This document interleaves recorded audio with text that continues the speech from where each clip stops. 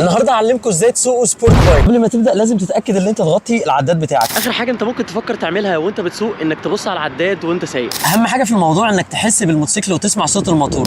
بعيدا عن الموتوسيكلات الكهرباء، كل السبورت بايك دولت الغيارات بتاعتهم او النقلات بتاعتهم بتكون مانيوال. وكمان عايز اقول لك الموضوع بس مش على الموتوسيكلات السبورت، ده ممكن كمان الكروزر والتورنج واي موتوسيكلات مانيوال. ففكره النقلات بتاعتهم كلها واحده. ده الفرامل اللي قدام، دي الديسكات وفي 2 منهم على كل ناحيه. دي الفرامل الخلفي. الفرامل الخلفي متصله بالعجله اللي ورا بديسك واحد بس وتنبوره واحده. طبعا احنا بنضغط تحت كده عشان تاكتيفيت او تفعل الفرامل الخلفيه. في الناحيه الشمال عندنا الكلتش او الدبرياج. اما تحت هنا الجزء الشمال برضو عندنا العصايه بتاعه الغيارات.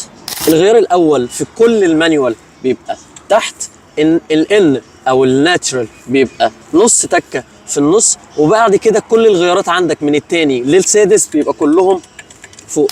فلو مثلا احنا دلوقتي ادينا البايك غيار، هتلاقي العجله اللي ورا ما بتتحركش، ولو اديناها النص تكه بتاعت الان هتلاقي العجله اللي ورا بتتحرك عادي. وزي ما قلت لك دراع الدبرياج على الناحيه الشمال، بس هو كله في الناحيه اليمين من الموتور. وكل ما هتسحب الدراع اللي ناحيه الشمال هيأكتف الدبرياج اللي في الموتور من ناحيه اليمين. وزي ما قلت لك في الاول ان الموتور لو واخد غيار العجله اللي ورا مش هتتحرك، بس لو مسكنا الدبرياج هتلاقي العجله بتتحرك معاك عادي، ما فيهاش اي مشكله. في اغلب الموتوسيكلات اللي موجوده هنا الكلتش بتاعها او الدبرياج بيكون ويت، يعني كله من جوه غرقان زيت. اول حاجه عايزك تعملها قبل ما تنقل اصلا الموتوسيكل تقعد عليه وتمسك الفرامل، الدبرياج، الفرامل الثانيه والدراع تحت بتاع الغيارات، كل حاجه عايزك تحس بيها كل ده من غير ما تبص على العداد. وعشان كده احنا غطينا الدراع بتاع العداد اول حاجه عملناها. الخطوه اللي بعد كده اللي انا عايزك تعملها انك تحس بوزن الموتوسيكل، انك تنقل الموتوسيكل كله على الكيك ستاند بتاعته. ممكن تسيبها نازله عادي وتحس بالموتوسيكل من غير ما تمسك اي حاجه، وزي ما قلت لك ما تبصش تحت. في المرحله ديت لما تحس انك مرتاح تقدر تشيل الكيك ستاند وما تخافش لو وقعت، كده كده الوقوع جزء من اللي انت تركب موتوسيكل. عايزك تفضل بقى تعمل التمرين دوت شويه حلوين كده، ولو انت رجلك الاتنين حاسسهم طايلين الارض ومرتاح تقدر تتحرك قدام ورا بالموتوسيكل عادي جدا. ولو انت قصير عادي مفيش مشكله. بص انا طراطيف صوابعي لامسه الارض. ودلوقتي لو حسيت ان انت مرتاح وعرفت كل الحاجات وفين ايدك وفين رجلك ووزن الموتوسيكل بالنسبه لك بقى طبيعي، تعالى دلوقتي اقول لك اللي احنا هنعمل اول تمرين، وهو تمرين الفريكشن زون. وقبل ما تعمل اي حاجه وقبل ما تفكر ان انت تشتري موتوسيكل لازم تدور على الجير او السيفتي او الخوذه او الجوانتي. لازم تبتدي بالحاجات دي. ومحدش يقول لي انا مش بعرف اسوق بخوذه ومش بعرف اسوق بجوانتي. الجوانتي مهم، لان اول حاجه لو لا قدر الله انت وقعت هتلمس الارض هي ايدك، والخوذه مش اغلى من دماغك ووشك. لو ما صرفتش في خوذه محترمه هتصرف كتير قوي على دماغك. انا ما اعرفش انت هتكون جايب موتوسيكل ايه او عايز تتعلم على اي موتوسيكل، بس في موتوسيكلات هتلاقي فيها ديفرنت مودز، سبورت والمود بتاع الطريق.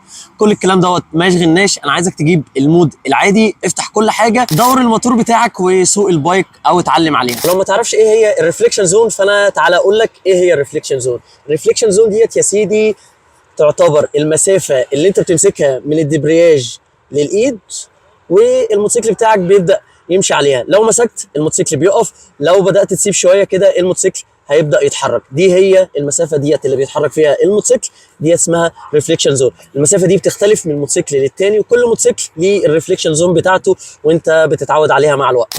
طيب دلوقتي عايزك تبدا الموتوسيكل، هتدور الموتوسيكل على الان، او ممكن تمسك زي ما قلت لك تمسك الدبرياج وتدوس على الستارت انجن.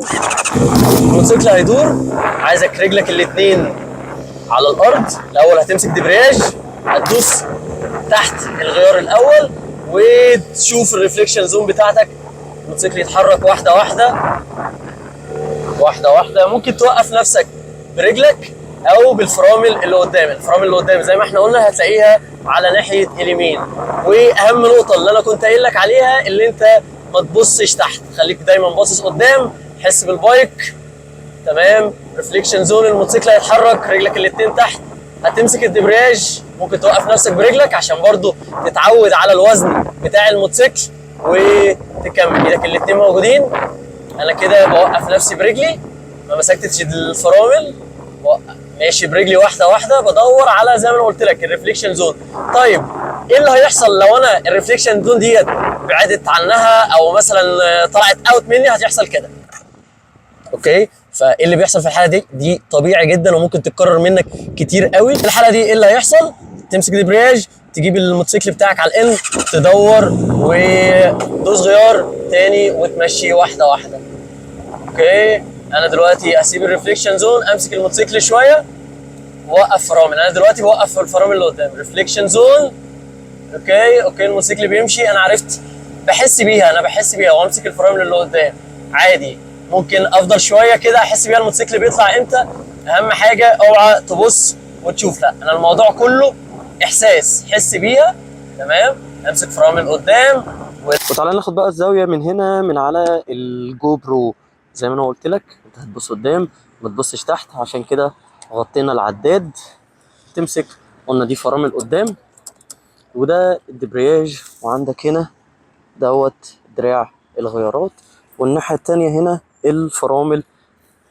تمسك يا معلم عادي، ركز ما تبصش هنا، احنا مغطينا عشان ما نبصش. وهتبدا الموتوسيكل زي ما قلت لك، الموتوسيكلات بتختلف وانا الموتوسيكل بتاعي بيشتغل من هنا. فكل اللي انت هتعمله هتدور المفتاح، العداد هيقيد، هتنزل الكيرل سويتش، وفي زرار تحت هنا مش عارف انت ممكن تشوفه ولا لا، ده اللي بيبدا بيه الموتوسيكل. بتدوس والموتوسيكل بيدور. طبعا فكره تدوير الموتوسيكل ده او الزرار دوت بيختلف من الموتوسيكل للتاني، فدي مش قصتنا، احنا بنتكلم على العامل المشترك ما بين الموتوسيكلات كلها.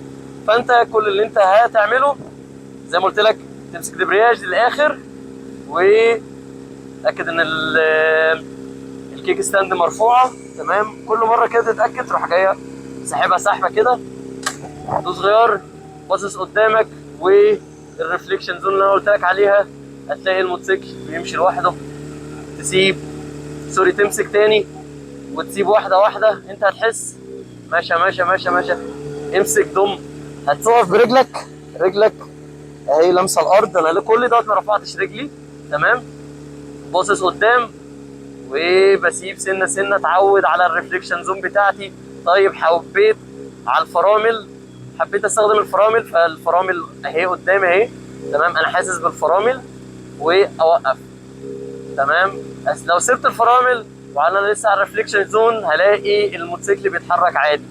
وزي ما قلت لك، طيب لو الريفليكشن زون هربت مني ايه اللي بيحصل في الموتوسيكل؟ الموتوسيكل هوب بينط، وده مشكله، مش مشكله، هي حاجه طبيعي تحصل ما بين الركيبه. يعني انا لحد دلوقتي ممكن الموضوع ليه بيشتغل معايا او لسه بيتعامل معايا عادي يعني، دي حاجه ما تعبكش في حاجه. فكل اللي احنا هنعمله يلا بينا، تمسك الدبرياج وهتبدا الموتوسيكل تاني تحت عصايه الغيار على الغيار الاول، وهنمشي واحده واحده. الموتوسيكل بيمشي عادي، اقف يمشي. ها يلا الريفليكشن زون بتاعته فين؟ ايوه هنا. هتلاقي الموتوسيكل بيمشي تاني، اقف فرامل. تمام كده، حلو، الموضوع ماشي معايا عادي. ها وقف، افضل شغال كده. عايز اقول لك ان التمرين دوت انا بالنسبه لي بعتبره من اهم التمارين اللي انت ممكن تعملها لو انت بتسوق او لسه عايز تتعلم تسوق موتوسيكل. تمام، ده اقسم بالله اهم تمرين. عايز اقول لك انت طول ما انت ماسك دبرياج هنا هيطلع لك عضلات في ريست ايدك وصوابعك هتحسها في ليفل تاني. فانت ماسك دبرياج، الدنيا ماشيه تمام معاك. اوكي حلو، فرامل، خلي ايدك على الفرامل اللي قدام دايما. عايز اقول لك بقى استخدم او اتعامل مع التمرين ده كتير قوي.